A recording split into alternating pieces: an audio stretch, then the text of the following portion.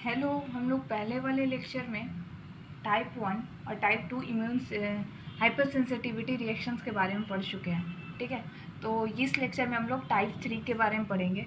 तो टाइप 1 क्या था? इमीडिएट था, उसमें इमीडिएट रिएक्शन होता था। कोई भी अगर एंटीजन जा रहा है हमारे बॉडी में तो इमीडिएटली वो रिएक्शन करता था, क्योंकि वो पहले से उस एंटीजन से हमारा बॉडी एक्टिवली काम कर चुका है। ठीक है, उसका मेमोरी सेल्स हमारे बॉडी में है, इसलिए बहुत इमीडिएट काम करता था। सेकेंड था एंटीबॉडी मेडिएटेड। एंटीबॉडी मेडिएटेड में क्या था कि जो सरफेस का एंटीजन है, ठीक है, किसी सेल के सरफेस पे अगर कोई एंटीजन है, कोई किसी सेल को इफेक्ट कर रहा है, तो पूरी की पूरी सेल की ही लाइसिस हो जाती थी, वो पूरे के पूरे सेल को किल करता था। तब हम लोग बोलते थे type 2 antibody mediated hyper sensitivity.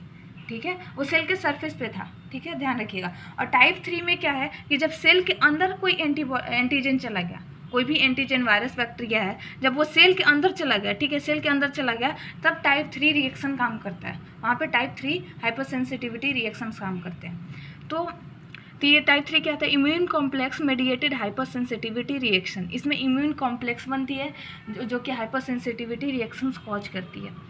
Mediated by immune complex which are formed by antigen antibody reaction. इसमें इम्यून कॉम्प्लेक्स बनते हैं। इम्यून कॉम्प्लेक्स कैसे बनते हैं? एंटीजन और एंटीबॉडी जब रिएक्शन करता है तब इम्यून कॉम्प्लेक्स बनते हैं। ठीक है, यहाँ पे these complex form in circulation या फिर एक्स्ट्रा वैस्कुलर। ठीक है, ये हमारे वेसल्स में भी हो सकते हैं ये रिएक्शन। ठीक है, ब्लड वेसल्स में भी, या फिर कहीं टिश्यू साइड पे, कहीं भी जहाँ भी एंटीजन है सेल के अंदर, वहाँ ये कहीं भी काम कर सकता है। ब्लड वेसल्स के बाहर भी, ब्लड वेसल्स के अंदर भी, कहीं भी काम कर सकता है।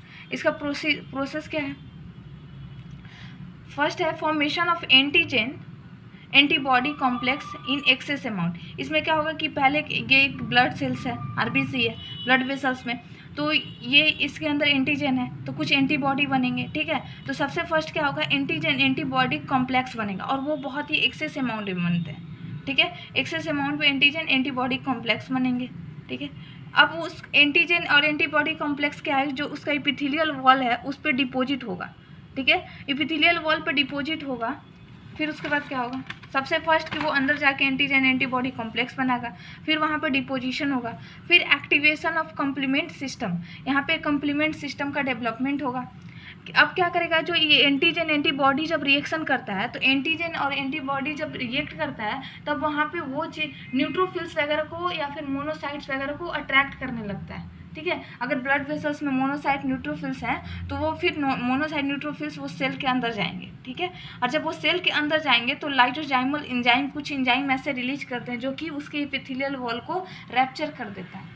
ठीक है, जब एपिथेलियल वॉल को रैप्चर कर देता है तो पूरी की पूरी सेल ब्रेक डाउन हो जाती है, लाइसिस हो जाती है उसकी। ठीक है, डिस्ट्रॉय कर जाता है सेल। समझ में आया? ये सेल के अंदर जब कभी एंटीजन चला जाता है वहाँ एंटीबॉडी उससे रिएक्ट कर रहा है। जब एंटीबॉडी रिएक्ट और एंटीजन कॉम्प्लेक्स बना ले रहा है, उसके बाद वो एंटीजन और एंटीबॉडी कॉम्प्लेक्स और न्यूट्रोफिल्स वगैरह को अट्रैक्ट करता है। जब न्यूट्रोफिल्स भी हमारे सेल के जब अंदर आ जाता है तो फिर वो कुछ लाइसोजाइमल एंजाइम का रिलीज करता है, जो कि हम लोग जानते हैं कि लाइसोजाइमल एंजाइम क्या करता है? डिस्ट्रॉय करता है किसी भी सेल वगैरह को। तो फिर वो क्या करेगा? जो एपिथेलियल वॉल है उससे डिस्ट्रॉय करेगा तो वहाँ पे सेल का लाइसिस हो जाएगा, सेल ब्रेक डाउन कर जाएगा।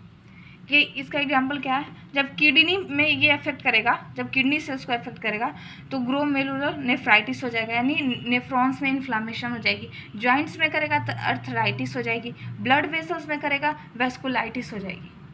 ठीक है, इस तरह से आप एग्जाम्पल याद कर सकते हैं हाइपर सेंसिटिविटी थर्ड का। हाइपर सेंसिटिविटी 4 क्या है?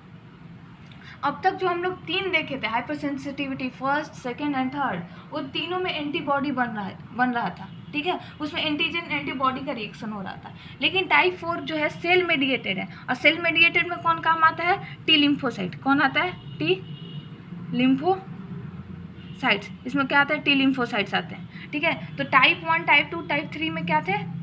एंटीबॉडी थे। और टाइप 3 में क्या है? यानी टाइप 1, टाइप 2, टाइप 3 ये ह्यूमरल थे, जिसमें बी लिम्फोसाइट्स काम करता था। बी लिम्फोसाइट क्या करता है? एंटीबॉडी रिलीज कराता है। ठीक है, जो कि हम लोग पीछे देख चुके हैं। और इस टाइप 4 में टी लिम्फोसाइट्स करता है, यानी इसमें CD4+ टी लिम्फोसाइट सेल्स काम करेंगे, CD4 8 सेल्स काम करेंगे। ठीक है, mediated by synthesise by T lymphocytes, इसमें टी लिम्फोसाइट्स काम करेंगे, जिसमें CD4+ होगा, CD8 प्लस लिम्फोसाइट सेल्स होंगे, ठीक है। Delayed type of hyper sensitivity, बहुत ही डिलेड देता है ये अपना इम्यून सिस्टम, जो इम्यून रिस्पॉन्स होता है बहुत देर से देता है, ठीक है। नो एंटीबॉडी फॉर्मेशन, इसमें किसी भी तरह का, क्योंकि जब भी टी लिम्फोसाइट्स काम करता है वहाँ एंटीबॉडी काम नहीं कर, एंटीबॉडी का फॉर्मेशन नहीं होता है। Slow and prolong exposure response after 48 to 22 hours of exposure, अगर किसी भी एंटीजन वगैरह से हमारा जब एक्सपोज करता है बॉडी, तो उसके 48 से 72 घंटे बाद ये रिस्पॉन्स आती है टी लिम्फोसाइट्स का, ठीक है। इसीलिए delay type of hyper sensitivity है। फर्स्ट जो था इमीडिएट था, फोर्थ जो है वो डिले टाइप है, ठीक है। इसका एग्जाम्पल देख लीजिए। ऑटो इम्यून डिजीज में आता है रेमेटॉइड अर्थराइटिस, कॉन्टैक्ट डर्मेटाइटिस आती है, ट्यूबरक्लोसिस आती है, लेप्रोसी वगैरह आता है, ट्रांसप्लांटेशन रिजेक्शन जो होती है, कोई भी किडनी या फिर किसी भी चीज़ का अगर ट्रांसप्लांटेशन हुई है हमारी बॉडी में, तो उस वक्त रिजेक्शन के टाइम ये इन्फ्लामेशन या फिर ये हाइपर सेंसिटिविटी काम करता है टी लिम्फोसाइट्स का।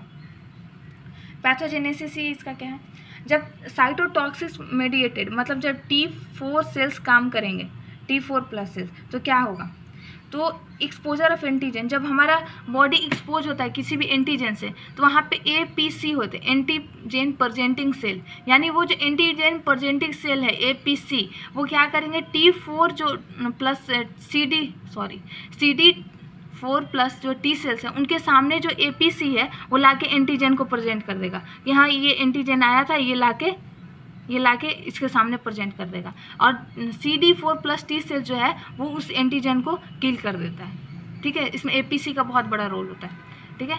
और डायरेक्ट सेल टॉक्सिसिटी में क्या होगा कि इसमें कौन सा काम करता है, डायरेक्ट सेल में CD8+ T सेल्स, ठीक है, इसमें CD8 काम करता है। It will kill the APC, ये क्या करेगा, APC एंटीजन प्रेजेंटिंग सेल या फिर which cell those produce antigen, tumours, cancer, auto immune cells. आप समझ रहे हो, फर्स्ट वाले में क्या था, साइटोटॉक्सिक मेडिएटेड में क्या था कि ये एंटीजन को मारता था, जो ये APC है वो उस एंटीजन को लाता था और इस सेल के सामने प्रेजेंट कर देता था कि हाँ ये एंटीजन है, मार दो इसको, ठीक है। इसको कोई हार्म नहीं होता था, इसको कुछ नुकसान नहीं होता था, APC को ये कोई नुकसान नहीं करता था।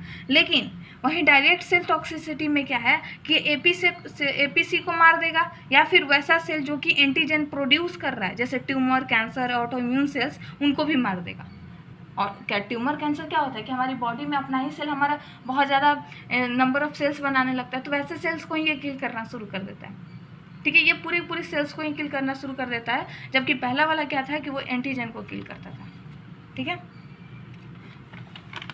तो अच्छा, अब हम लोग पढ़ेंगे ऑटो इम्यून डिजीज और इम्यूनो डिफिशियंसी डिसऑर्डर, क्योंकि 3 चीज़ें होती थी ना इम्यूनो डिफिशियंसी अगर डिसऑर्डर होता था तो इम्यून सिस्टम में डिसऑर्डर होता था, तो 3 चीज़ें होती थी, हाइपर सेंसिटिविटी होता था, ऑटो इम्यून होता था, और इम्यूनो डिफिशियंसी डिसऑर्डर होते थे। तो हम लोग पहला हाइपर सेंसिटिविटी के बारे में पूरा पढ़ चुके हैं। अब सेकेंड ऑटो इम्यून, और थर्ड जो है इम्यूनो डिफिशियंसी डिसऑर्डर के बारे में पढ़ेंगे। तो आई थिंक इसे नेक्स्ट लेक्चर में कंप्लीट करना चाहिए, क्योंकि लेक्चर काफ़ी लंबा हो जाएगा। तो नेक्स्ट लेक्चर में हम लोग ये दोनों डिसऑर्डर्स के बारे में पढ़ेंगे। Thank you. अगर लेक्चर अच्छी लगी हो तो प्लीज़ चैनल को लाइक एंड सब्सक्राइब करें। Thank you.